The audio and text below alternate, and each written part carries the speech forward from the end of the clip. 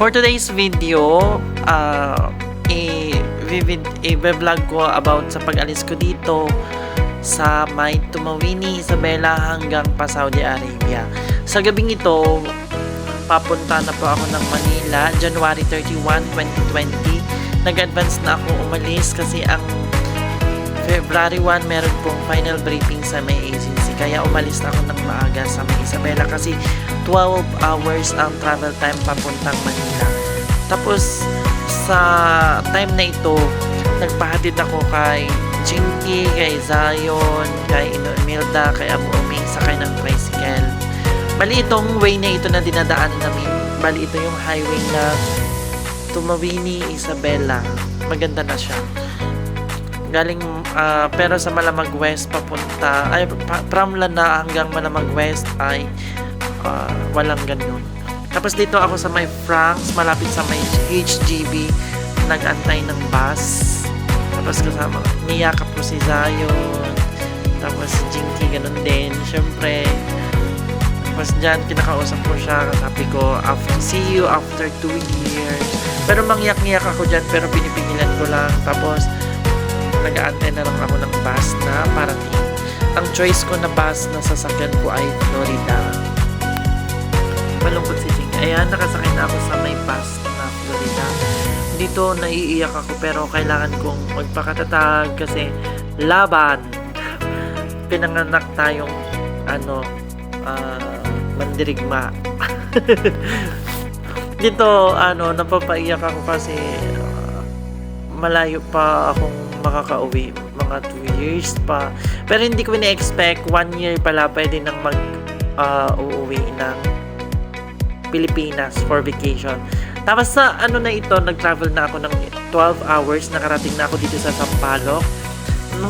Sa time na ito, papunta na ako ng Royal Mansion dito sa may Pasay City. Kasi doon ako nag-book ng room. Bali, transyan po siya, 150 pesos per night. Bali, nagbayad ako po dito ng 2 days.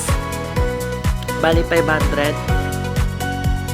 Advance booking ako dito, kaya 500 lang siya.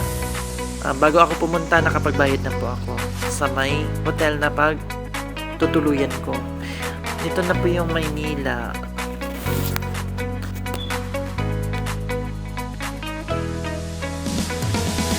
Bali, nag-book lang ako ng Grab papuntang Royal Mansion kasi hindi ko naman alam papunta doon eh. Kaya para diretso-diretso na, para hindi ako mag-commute, nag-book na lang ako ng Grab.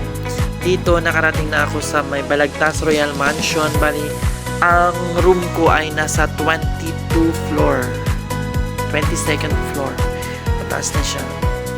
Bali, time na ito, papunta na ako ng airport, pababa na ako niyan. Bali, maaga na lang po ako pumunta ng airport, mga 11 o'clock ng gabi kasi 7:15 ng umaga ang flight namin papuntang Muscat, Oman kasi connecting flight kasi kami. Ang ina-expect ko papuntang airport ay traffic, kaya mas inagaan ko umalis, pero wala palang traffic nung time na ito kasi madaling araw or hating gabi, ganun ang tama.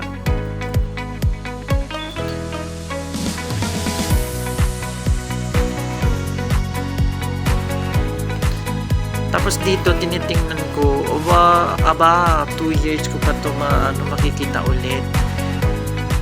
Tapos diretso lang yung daan, walang traffic dito. Kasi mostly kasing area na to, napaka-traffic po talaga. Mga 12 o'clock, nakarating na ako dito sa may Terminal 3. Malayo pa lang ako, nakita ko na yung mga kasama ko dyan na flight din. 8 kami pero may inaantay kaming 2 tao kasi malapit lang din naman sila. Nung time na ito, pinapapasok na po kami para sa flight ng 7:15 yung bound to Muscat, Oman. Bali, may pagbabago lang ng gate kasi ang nakalagay is gate 5 yata sa ticket namin, pero ang boarding gate niya ay nasa gate 15. Pero hindi namin kasi alam kung anong gate kami pupunta kasi first time lang naman makasakay ng eroplano, first time makaalis pa abroad. Pero yung itong mga kasama namin, bali ex-abroad, bali 3 lang po kami dito. Ay, 4 kami ang first time traveler abroad. Bali ito ex-abroad si Nino, ito first timer si Mark Daven. Bali, siya ang nakasama ko dito sa may Hyatt Place na na-deploy for 6 months lang siya dito. Tapos ako ngayon, mag-isa na lang ako ngayon dito sa may room na pinagtatrabahuan namin. Hyatt Place Hotel Al Sulaiman. Bali, itong time na ito, nag-aantay na lang po kami para i-check in yung mga baggage namin. Kasi mag-start sila ng pag-check in mga 2 o'clock. Pero ang flight po namin ay 7:15. Maling time na ito, papunta na po kami ng gate 15 kasi andun yung boarding gate ng Oman Air papuntang Muscat. Pero wala naman na. Basta ganun, gate 15. Bali, dito na kami sa may boarding gate ng papuntang Muscat Oman. Bali, connecting flight ko kasi. Bali, sa time na ito, tinatawag niya yung mga zone. Zone 1, zone 2, zone 3. Bali, dito nagsasabi ako na magsisend ng picture kasi sisend namin sa agency para sa report ng recruitment ng Afghan. Nakapasok na ako dito sa may island papuntang Saudi Arabia. Papuntang Muscat Oman pala. Bali, ito na yung papasok na kami. Ito kasi nakikita ko lang sa mga TikTok, sa mga video, gano'n. Ngayon, nakakaapak na ako dito. Yung feeling mo, akala ko ang feeling ay masaya na kasi makaka-abroad ako, gano'n.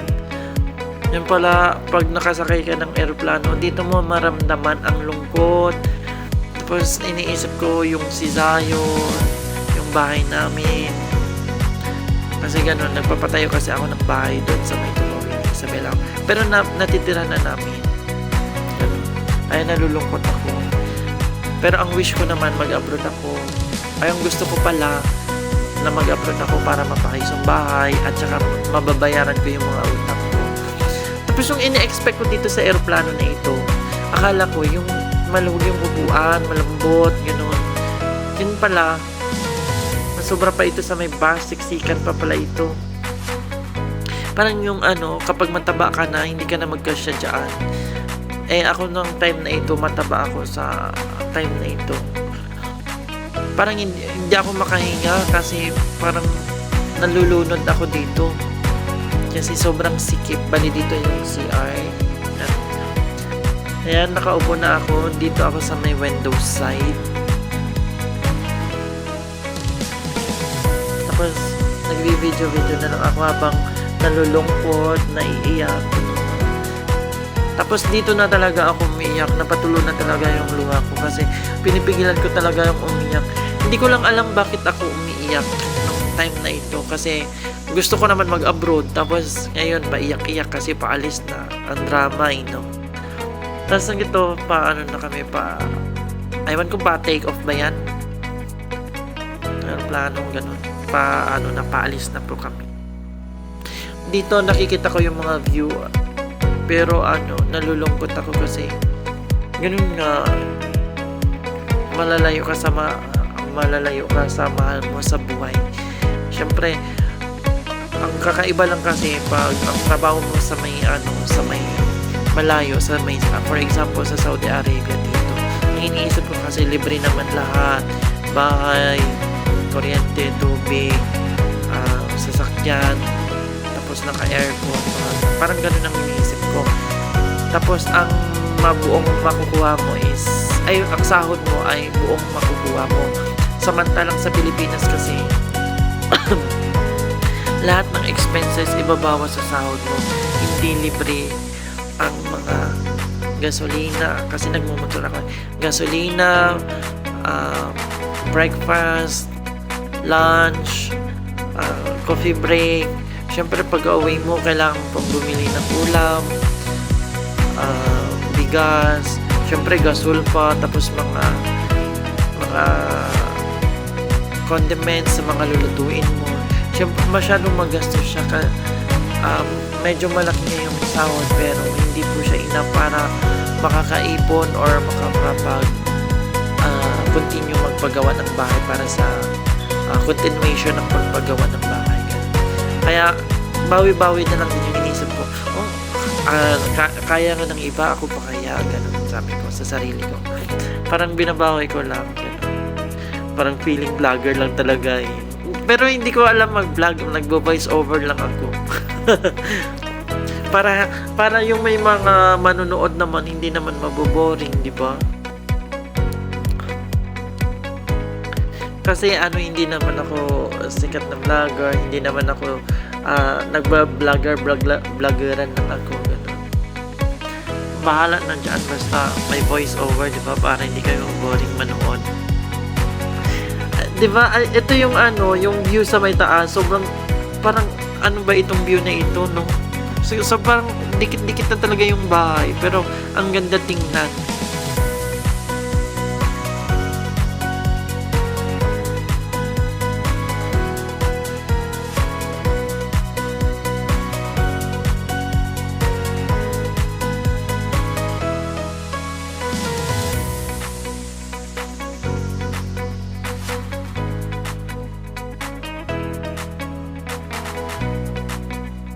Dito, nag-video na ako ng sarili ko, pero nangingiyak-ngiyak pa din.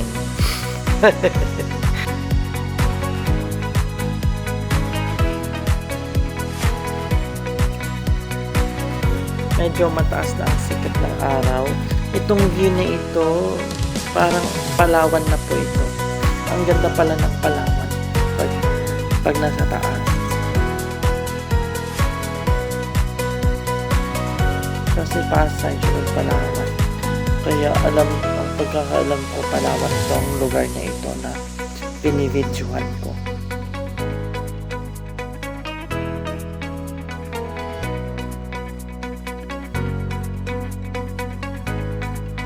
Nasa bintana ako malapit, pero ito nga nasa pakpak banda.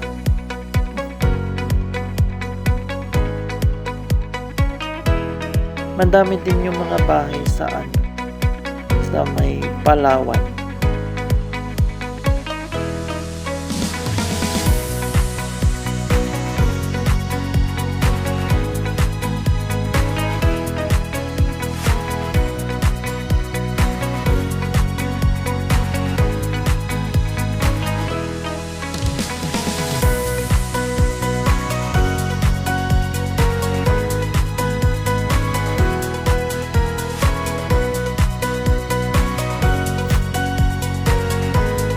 Itong lugar kasi ang ganda niya tingnan.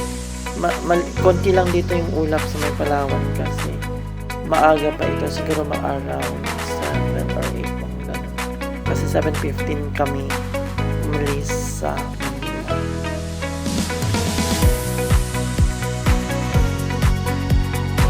Hindi ko lang alam po ang anong particular lugar sa Palawan po. Yung daanan ng aeroplano. Feeling ko parang ang bagal lang ng aeroplano maglipad kasi parang ang bagal. Nakikita kasi sa ng pakpak niya. Parang hindi gumagalaw. Feeling ko lang. Tapos ito naman, maraming ulap na. Tapos hindi rin gumagalaw yung ulap. Kaya feeling ko ang bagal.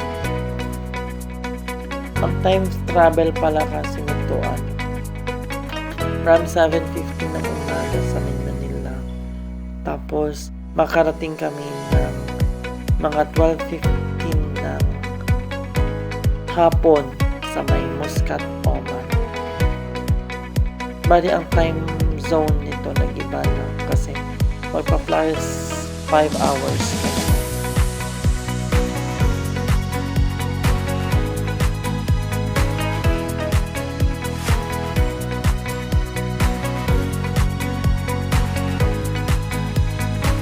Ang ganda ng ulan.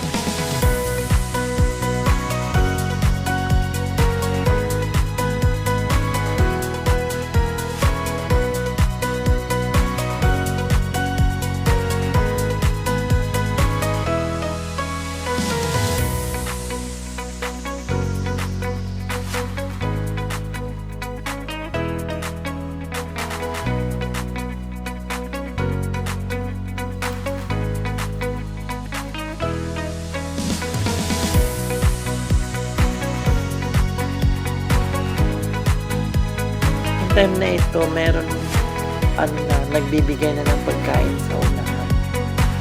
Kasi may lunch na. Nagbibigay na sila ng lunch or breakfast. Ganun. Yung mga crew ng aeroplano ng Oman Air. Palawan Park nito. Kasi ang ganda ng bundok eh.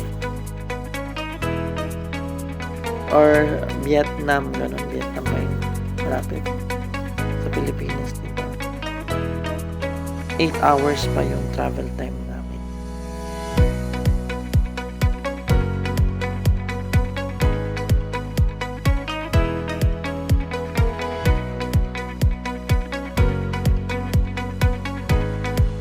Ito na po yung binigay nilang breakfast or lunch man tawag dyan. Meron tubig, meron juice, merong bread.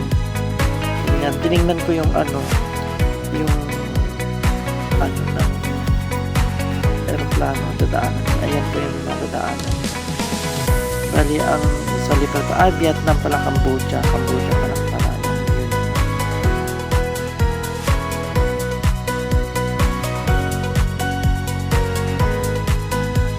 Yan yung way ng aeroplano. Hindi pa na nangalalapin ng biyahe. Nadadaanan yung Thailand, Yangon, Vancouver, Nagpur sa India. Karachi. Medyo maalam. Yan, maano dyan sa Muscat, Oman. Magbilang.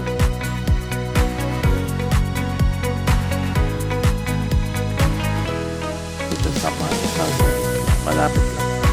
Mga 2 hours lang.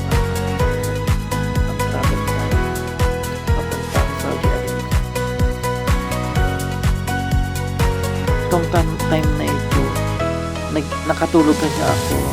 Ang natitira na lang oras na biyahe namin is 2 hours and 27 minutes. Tapos ang sa labas na temperature is negative 49 degrees Celsius. Tapos tinignan ko yung bintana, nag-yellow na.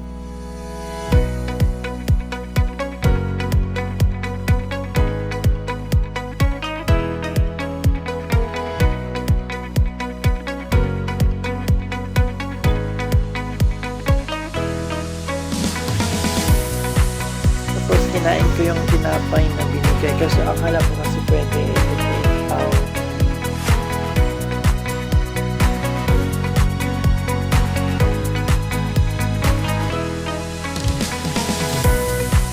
Nag-headset kami kasi parang ang lakas ng ugong ng aeroplano. Masakit sa tenga. Kaya nag-headset kami.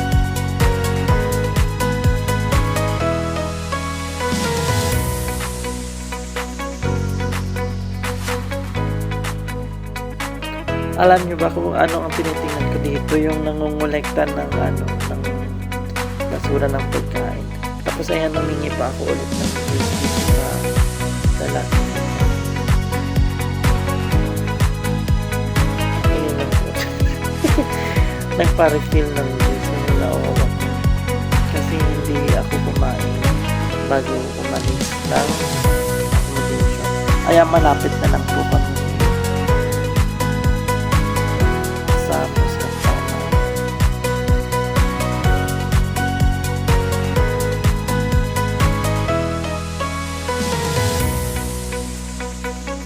Parang may turbulence dito. Turbulence ang tawag doon, yung parang yung mayanig-yanig yung aeroplano. 2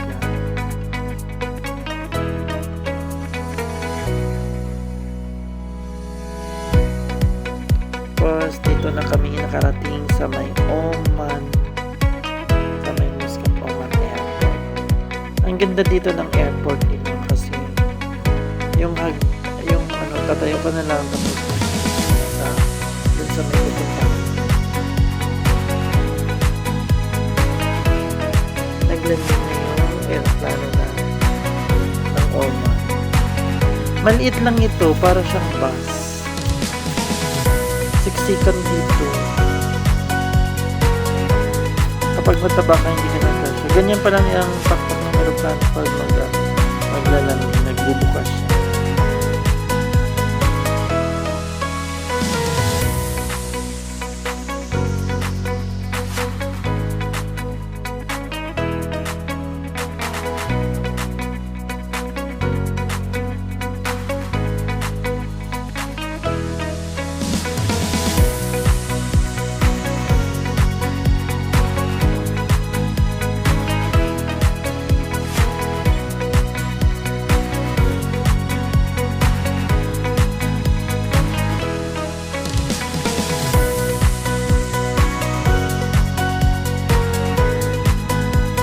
Tagal nitong magparking ng aeroplano kasi pagka landing mo ang tagal ng ikot. Hindi ko lang alam, nagpa-parking pa. Basta ganun, ewan ko kung anong tawag dyan. Tapos dito may announcement na yung bababa na mag-aantay lamang, ganun. Nakalimutan ko na kung anong announcement. Basta sinasabi dyan, mag-aantay na lang para bababa na. Tapos ang nagtatayuan na dyan yung mga tao kasi. But remaining parang seat belt ganun. Pero yung iba nagtatayuan na. Siyempre ako naman tumayo na ako baka kasi maiwan ako ng mga kasama. Kasi makita mo naman dun sa mga unahan yung kasama ko tapos ako dito sa may likod.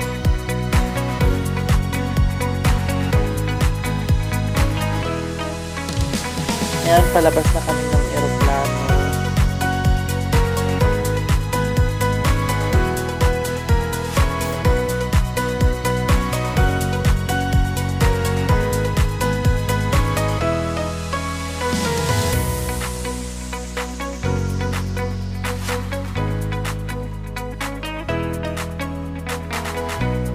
Ang oras na nito ay 12:15. Bali magstay po kami dito ng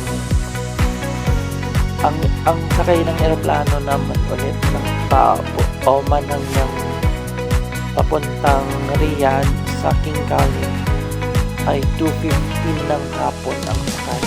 Bali mag-stop over kami almost 2 hours. Ganito. Tapos dito naman po may guide yan kung anong gate kami pupunta ulit daan para sa may Oman Air na papuntang Riyadh. Bali dyan, tatayo ka lang sa ano na yan, sa may elevator ba yan? Ano tawag dyan? Basta ano lang yun, hindi ko alam, basta ganun. Tatayo ka lang dyan, tapos pagka ano yan, doon ka na sa unahan. Tapos ayan, nag-video sila, marami nag-video.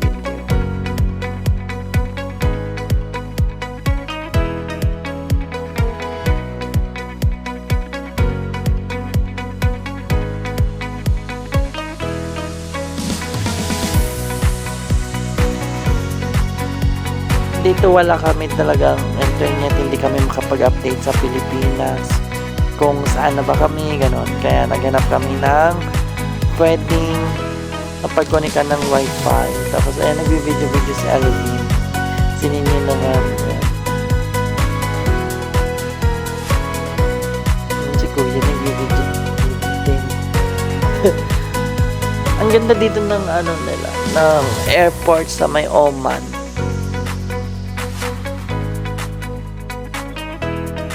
Ang ganda na.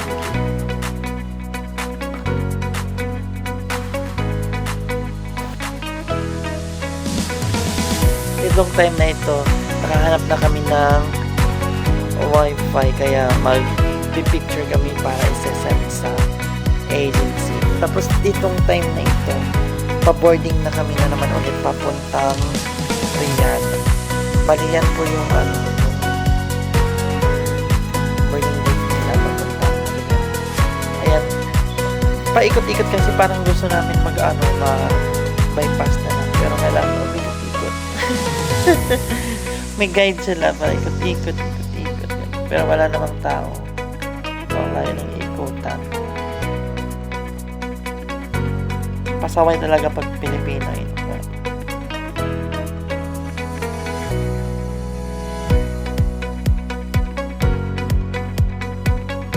Kinding-kinding to si Kuya Alvin tapos si Mark David. Tapos dito may nakita akong bawal mag-video kaya ano na lang ako na kunyaring hindi nag-video dito. Tapos dito yung gate namin si 24.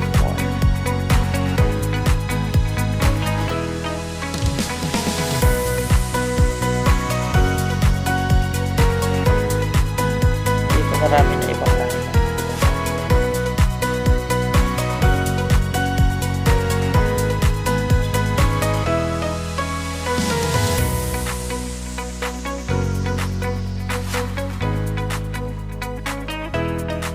Sakay na kami ng eroplano papuntang Riyadh.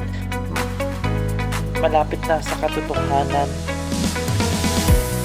na makakarating at matatawag na bilang isang magigiting na OFW.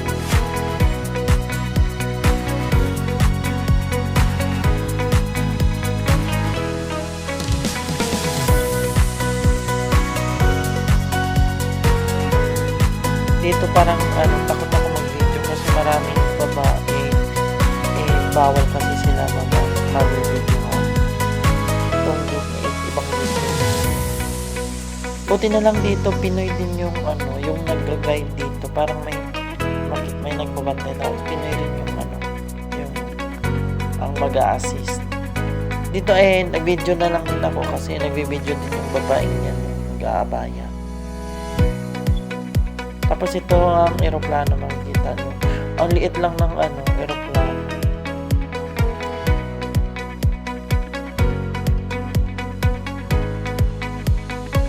Dito hindi pa sila nagpapapasok. Nagpila-pila pa kami dyan. Tapos ito, nakasakay na ako. May kasama ko mag-flight si Alvin. Tapos may sa gitna, hindi ko kilala yan po. Dito na kami sa may Riyadh yan. Tapos iikot, akala ko diretso lang siya na bababa. Ganun. Parang iikot pa pala ang eroplano yan, nakikita sa radar. Nagpalayo pa yung eroplano sa may airport. Parang paikot pa siya.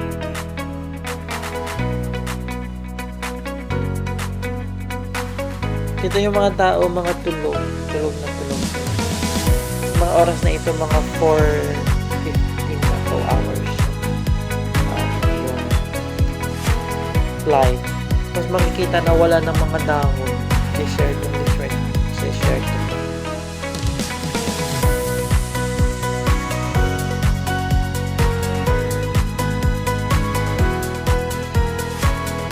Ito, pababa na kami ng airport dito sa may King Khalid International Airport dito sa may Riyadh, or RHU naman nila, RU.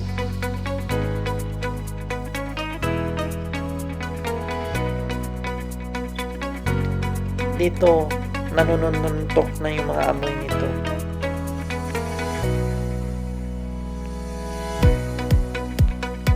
Nung time na ito, bali dito sa airport na ito, may bad experience ako. First time ko pa lang dito kasi may dala po kasi akong RDL number 3, wow, 2 piraso. Tapos sardinas, mga ganun, mga dilapas na dala. Bali na hold ako dito within maybe 10 minutes to 5 to 10 minutes kasi binuksan ko yung baggage ko. Kasi ito meron kasi ditong area na mag-aantay ng baggage mo.